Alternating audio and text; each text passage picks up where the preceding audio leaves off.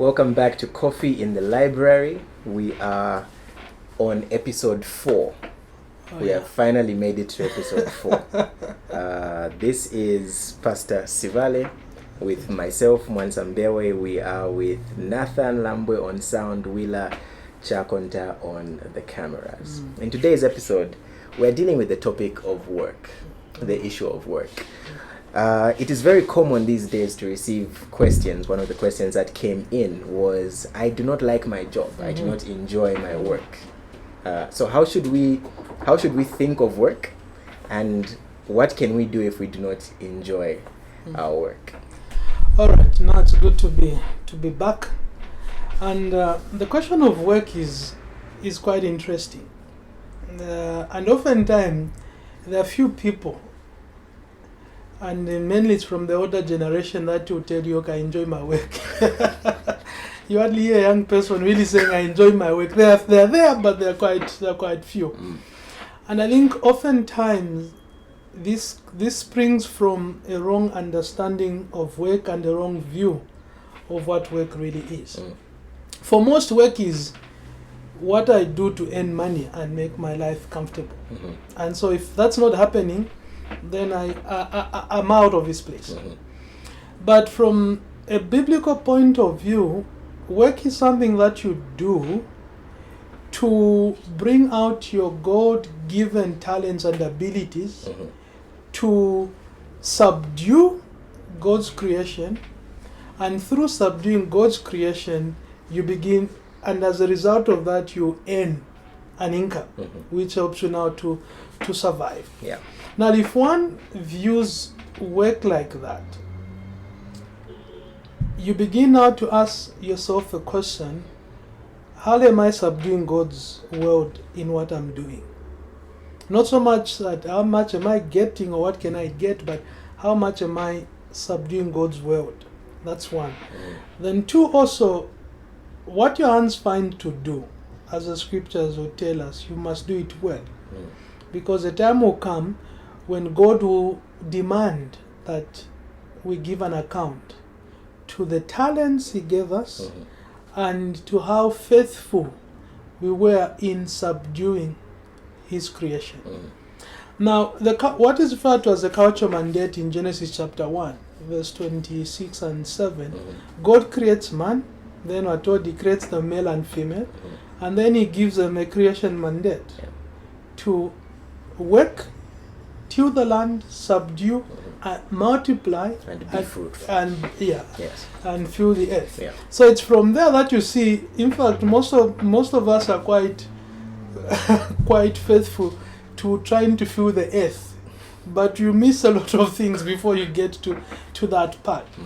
So from that point, you're basically seeing when God has created Adam, and then we're seeing the account as recorded by Moses, which is really a prototype of what God expects in His image bearers, who is man, to subdue, have dominion, and then fill the earth. Now, so then the question comes, so what happens if I'm not enjoying my work? Yes. The simple answer would be quit your job. That would be the simplest. But of course, I know for various reasons, maybe quitting might not be an option. There's income requirement. Yes. Maybe there are no other opportunities for you to change your job. Maybe bad economy. So you probably need to be stuck in that job. Yeah. But there are a few things that we can do. Number one is try to establish the reasons why you're not enjoying your work. Is it that I'm being paid less? It could be one of the reasons. Is it that I have a bad boss? Or do I feel my work is beneath me? Or is it not what I was trained for? If you establish why you're not enjoying work, then you can find a solution. Before we dive into the different facets of that, I want us to be clear. Quitting your job is an option. Yes.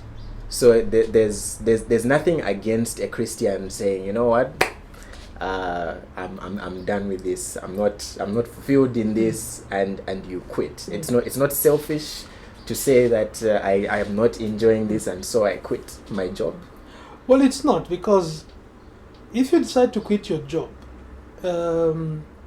at least there are two things you're doing. One, you don't want to waste your boss's time or your employer's time.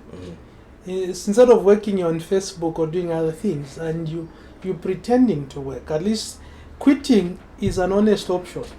That, look, guys, I won't be doing anything when I come, so let me just stay home or do something else. But then, also, when you decide to quit, it must be done not out of frustration, but well thought through, and you've sought advice, and you feel, look, we've looked at all possible angles. I think the only way out is quitting.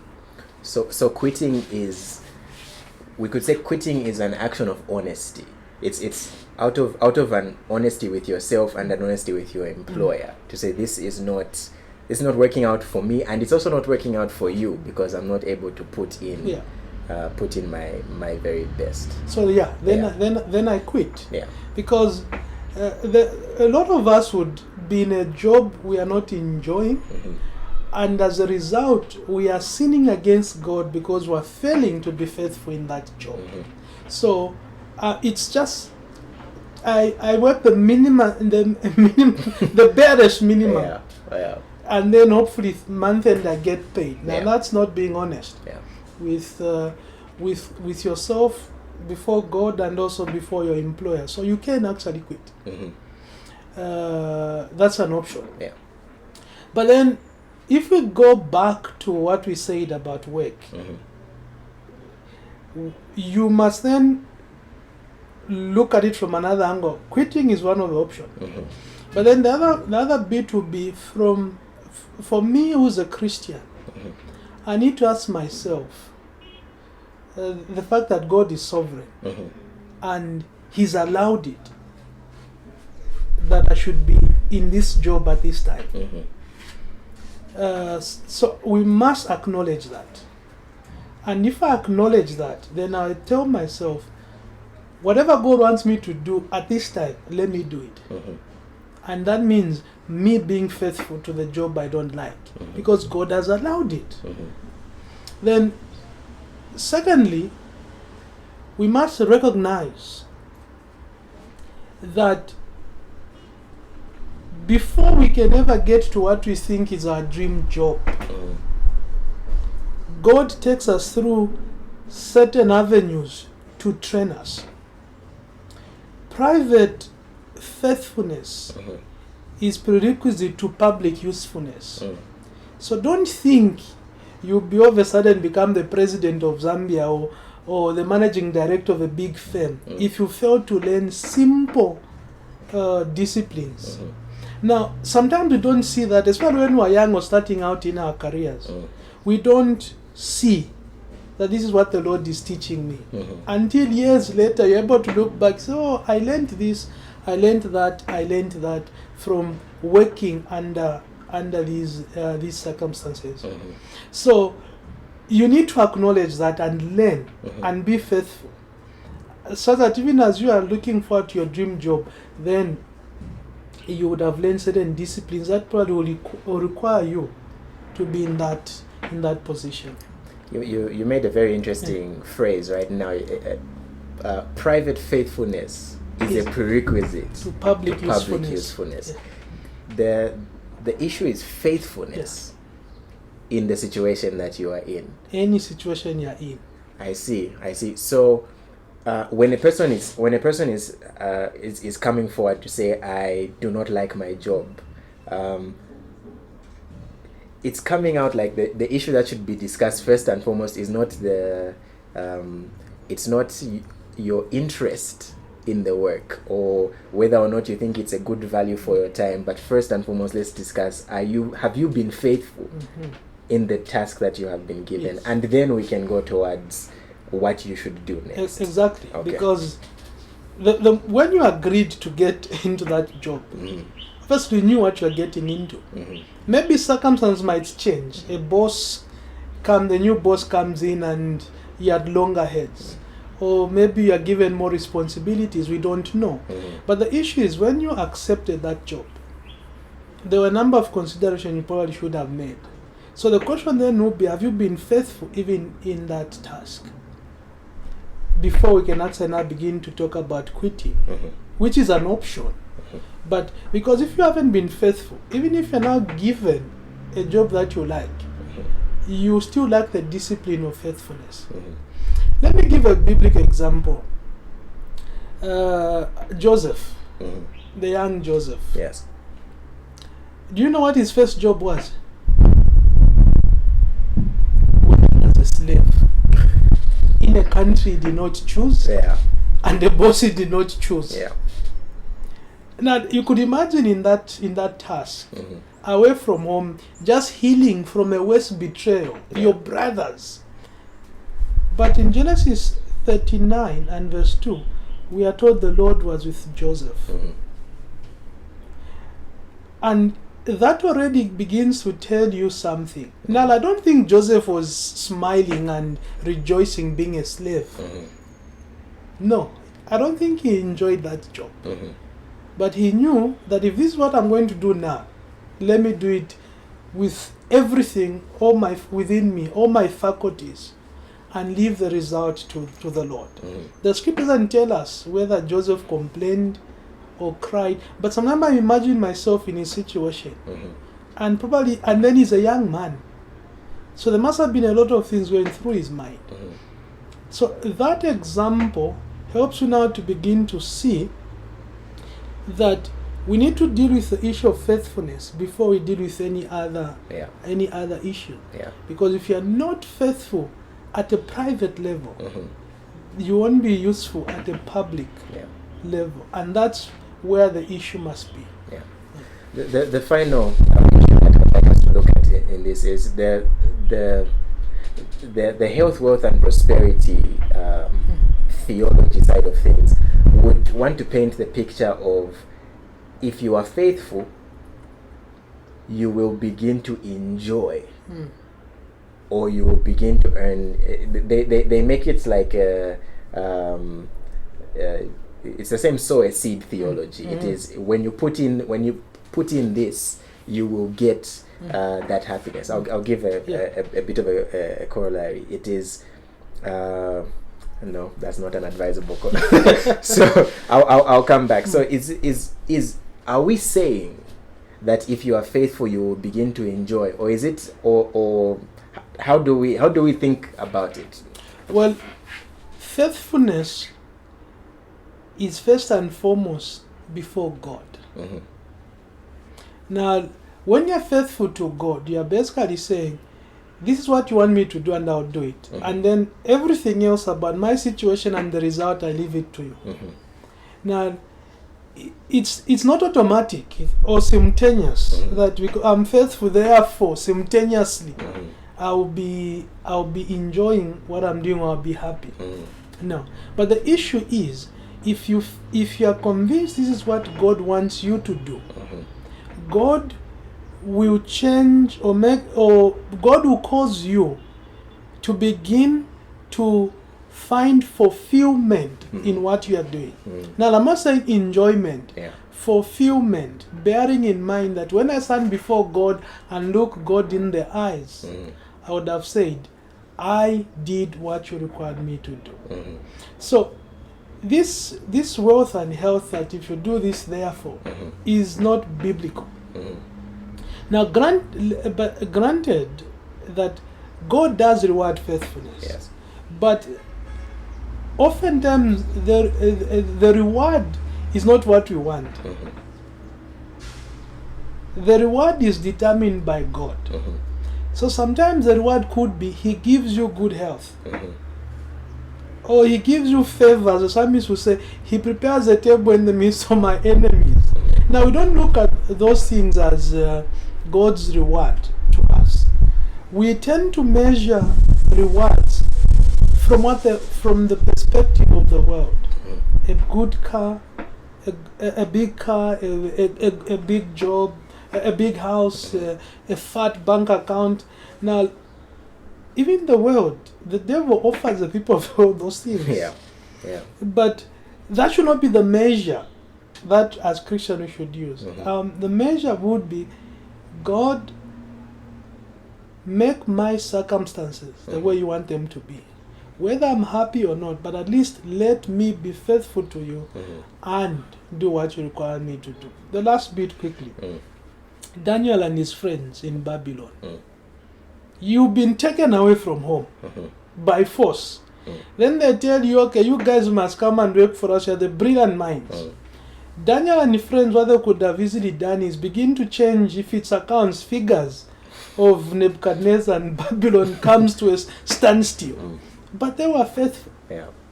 And because they were faithful, the Lord took care of them. And Daniel saved 4 kings, if you read the book of Daniel. Yeah. Now, if that's not God rewarding you, then I don't know what it is. But ultimately for us, we look to the return of Christ, who is going to reward us for eternity for the work that we've been doing. That's amazing. That's amazing.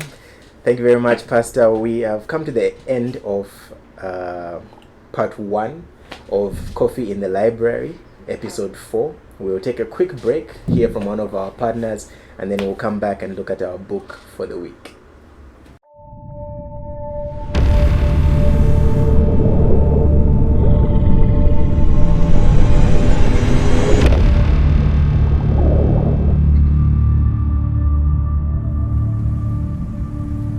I love being on land. I feel much more at home. I feel like this is my habitat. Putting fins on, going into the sea, does not make you a fish.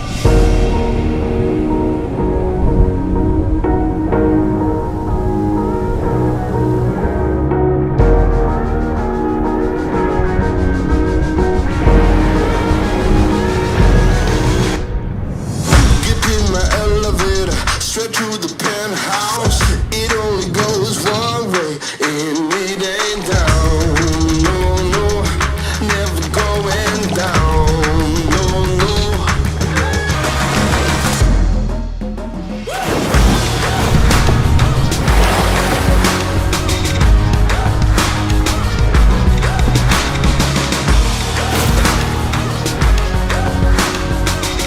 Yeah, take us to the top. Here we go now, straight to the top.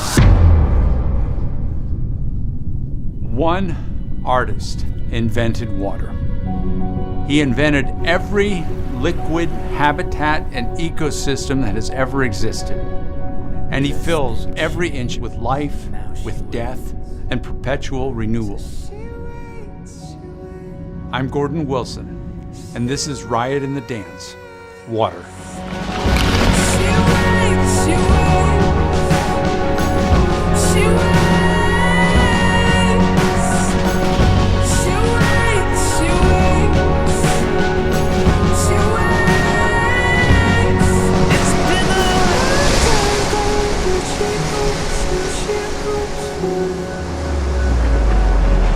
It's been a long time ago, but she hopes for.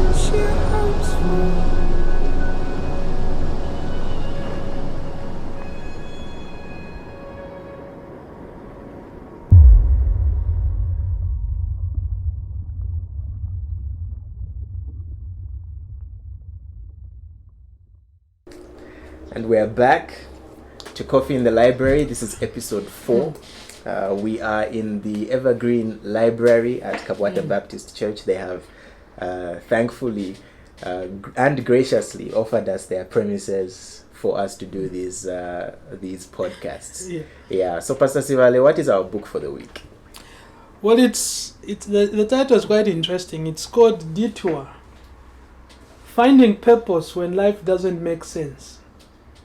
Now, of course, I'm sure my Reformed Baptist brethren, the moment you say finding purpose, it's like, hey, it's becoming charismatic. No.